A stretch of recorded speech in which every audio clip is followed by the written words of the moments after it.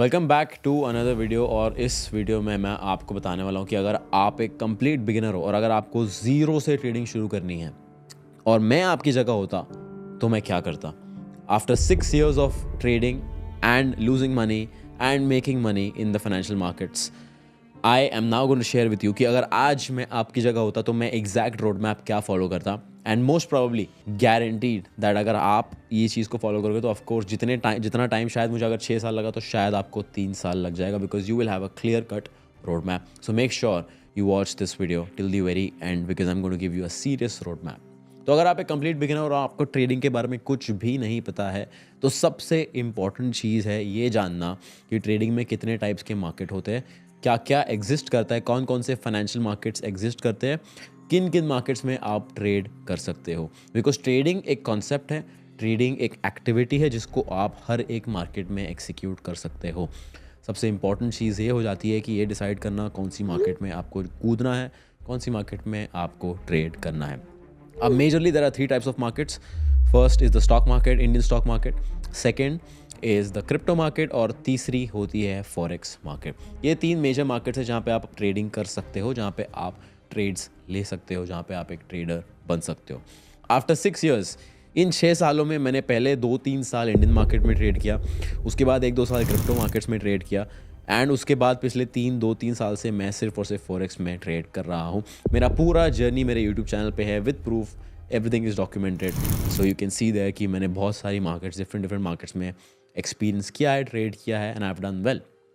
After 6 years I can tell you कि अगर आज मैं ज़ीरो से शुरू कर रहा होता तो मैं सीधा फॉरेक्स मार्केट में जाता। Indian market is positioned in a way to make you lose money. Indian market में टैक्सेस ज़्यादा है, फीस ज़्यादा है, ब्रोकरेज ज़्यादा है, लेवरेज भी नहीं है, बहुत सारी चीज़ें हैं। बेसिकली इंडियन मार्केट में the odds are against you.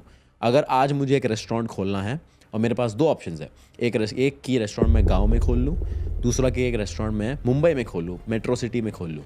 Where should the right choice B?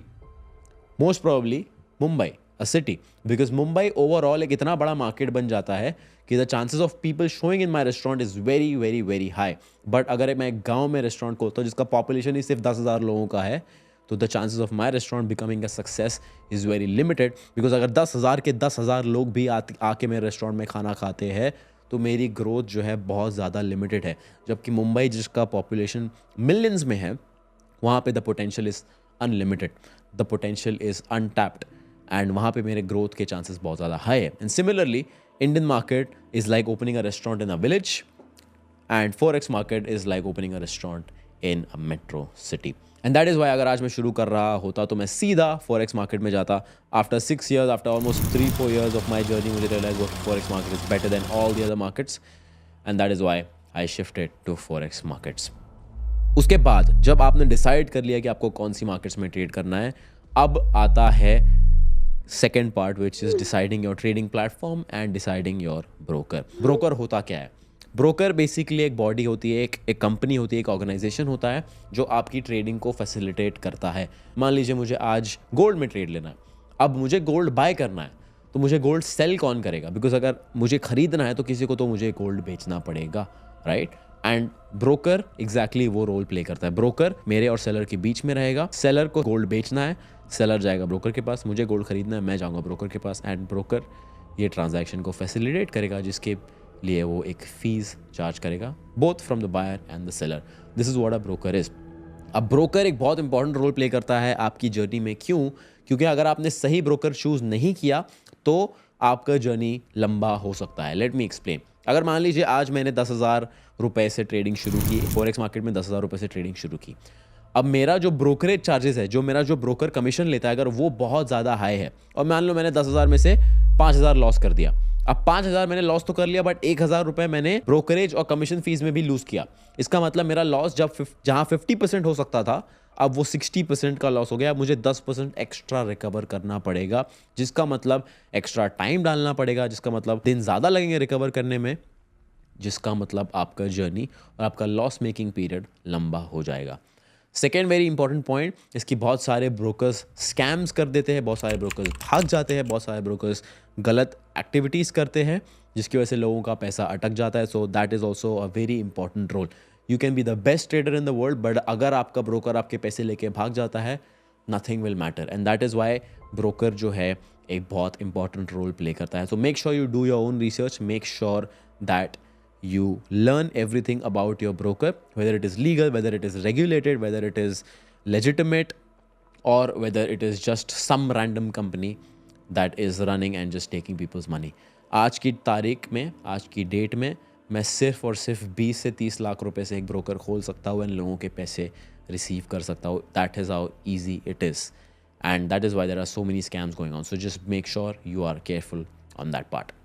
Point number 3, which is your trading platform. अब फॉरेक्स मार्केट में चीज़ें थोड़ी सी अलग है. फॉरेक्स मार्केट में मुझे ट्रेडिंग प्लेटफॉर्म भी चूज़ करना है, ब्रोकर भी चूज़ करना है. नॉर्मली क्या होता है, बहुत सारे ट्रेडिंग प्लेटफॉर्म्स होते हैं जो ब्रोकर के साथ कनेक्ट होते हैं, right.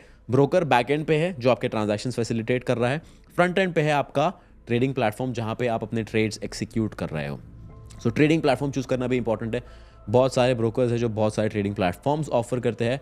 One of the best trading platforms are MetaTrader 5, trade locker and CTrader. These 3 trading platforms are very good. I personally use MetaTrader 5 and TradeLocker. These 2 are very favorites of mine and I only use these 2 because इस पे execution simple है, चीज़ों को समझना आसान है. तो सबसे पहले मार्केट डिसाइड कर लिया, ब्रोकर चूज़ कर लिया, ट्रेडिंग प्लेटफॉर्म डिसाइड कर लिया. Now I am ready to trade, but अब मुझे चाहिए एक ट्रेडिंग स्ट्रैटेजी. अब ट्रेडिंग स्ट्रैटेजी के लिए मुझे क्या करना है, ट्रेडिंग स्ट्रैटेजी बनाने के लिए सबसे पहले मुझे ट्रेडिंग सीखनी पड़ेगी. अब ट्रेडिंग सीखूंगा मैं तो मुझे क्या क्या चीज़ों पे फोकस करना चाहिए, क्या क्या चीज़ों पे फोकस नहीं करना चाहिए. अगर आप मुझसे आज पूछोगे after 6 years of experience in this market, what is the number 1 concept that actually matters apart from risk management, the number 1 concept that actually matters is liquidity. अगर आपको पता है कि लिक्विडिटी कहाँ पे है, you will know where the big fishes will take the market. सबसे ज़्यादा इंपॉर्टेंट कॉन्सेप्ट मेरे हिसाब से आज की डेट में इन माई ओपिनियन इज़ लिक्विडिटी. अगर आपने लिक्विडिटी रीड करना सीख लिया, आपने चार्ट रीड करना सीख लिया, nothing else will really matter. But of course there are some key concepts which you need to no.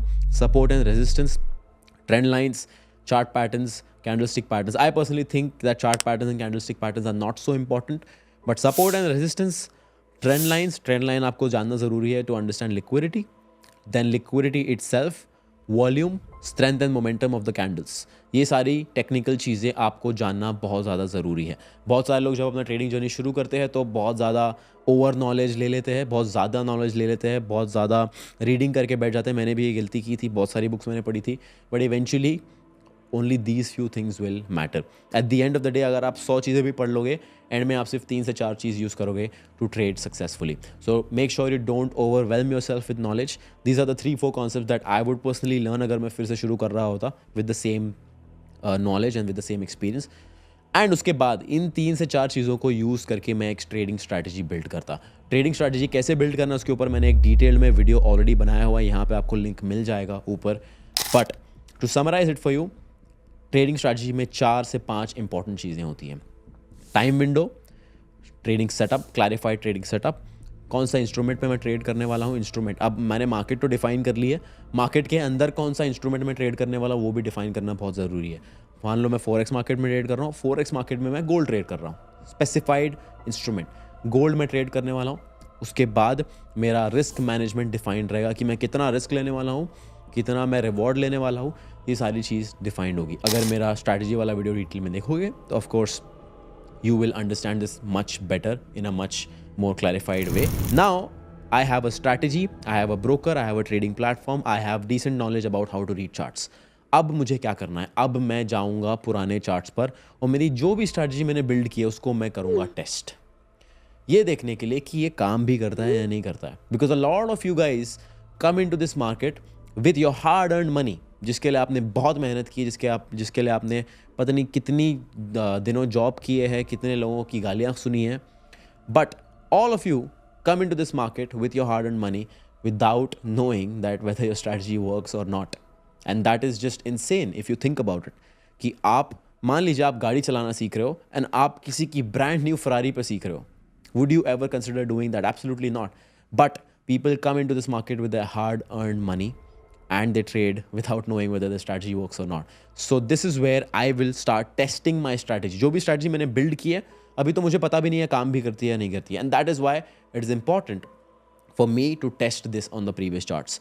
तो अब मैं डेटा लेके, अब मैं स्ट्रैटेजी लेके इसको पिछले 1 साल के डेटा पर टेस्ट करूँगा to understand whether this thing works और नॉट। एक बार अगर मान लीजिए मुझे डेटा मिल गया, अब मुझे समझ में आएगा कि कैसा डेटा है। अगर डेटा अच्छा है, well and good, then I will start trading. But अगर डेटा बुरा है, मुझे दिख रहा है कि मेरा विन रेट बहुत कम है, मुझे दिख रहा है मेरा रिस्क रिवॉर्ड रेशियो बहुत कम है, मैं स्ट्रैटेजी को इम्प्रोवाइज़ करूँगा, उसको इम्प्रूव करूँगा। कैसे इम्प्रूव करूँगा? मैं नोट डाउन करूँगा कि कौन से दिन है जहाँ मुझे सबसे ज़्यादा लॉसेस हो रहे हैं, उन दिनों में ट्रेडिंग अवॉइड करूँगा। उन दिनों ही क्यों लॉस हो रहा है, ऐसा क्या हो रहा है एग्जैक्टली चार्ट पे, ऐसा कौन सा सेटअप बन रहा है जिसकी वजह से मुझे लॉस हो रहा है, उन सेटअप्स को मैं अवॉइड करूँगा। कौन से टाइम विंडो में मुझे सबसे ज़्यादा लॉस हो रहा है, कौन से आवर पे मुझे सबसे ज़्यादा लॉस हो रहा है, उस आवर को फिर मैं अवॉइड करूँगा। ये सारे फैक्टर्स जब मैं निकाल दूंगा तो मेरा विन रेट ऑटोमेटिकली इंप्रूव हो जाएगा। अब एक बात हमेशा याद रखना कि बैक टेस्टिंग में अगर आपका विन रेट 80% है तो रियल मार्केट्स में वो थोड़ा सा नीचे आएगा, 60% तक आ सकता है, because of course live market में बहुत सारे वेरिएबल फैक्टर्स ऐड ऑन हो जाते हैं। तो मेक श्योर जब आप बैक टेस्ट करके रेडी हो जाओगे अपनी स्ट्रैटेजी को, आपका win rate should be around 80%. So that even if it comes down 20%, it is still going to be 60%. And after I am done backtesting, उसके बाद मैं फाइनली लाइव मार्केट में अपनी स्ट्रैटेजीज को इम्प्लीमेंट करूँगा। And to add a cherry on the cake, अगर मान लीजिए मैं कंप्लीट बिगिनर हूँ, मुझे कुछ भी एक्सपीरियंस नहीं कि ऑर्डर्स कैसे पंच करते हैं कैसे नहीं करते, I will download Meta trader 5, उसमें डेमो अकाउंट खोलूँगा, डेमो अकाउंट पर ट्रेड करूँगा, अपनी स्ट्रैटेजी एक बार फिर से प्रैक्टिस करूँगा बिकॉज बैक टेस्टेड रिजल्ट्स है मेरे पास। उसके बाद मैं फाइनली एक प्रॉप फर्म चैलेंज खरीदूँगा या एक फॉरेक्स ब्रोकर में अकाउंट खोलूँगा, and that is how I will start my trading journey. I hope this gives you clarity, I hope this gives you an idea कि एग्जैक्टली एक trading journey कैसी दिखनी चाहिए, क्या क्या फैक्टर्स होने चाहिए। इसको बहुत सिंपल लैंग्वेज में मैंने आपको समझाने की कोशिश की है। And even if you are not a complete beginner, I hope you found a missing piece to your puzzle, missing piece to your journey, and I hope this helps. I'll see you in the next one. Thank you.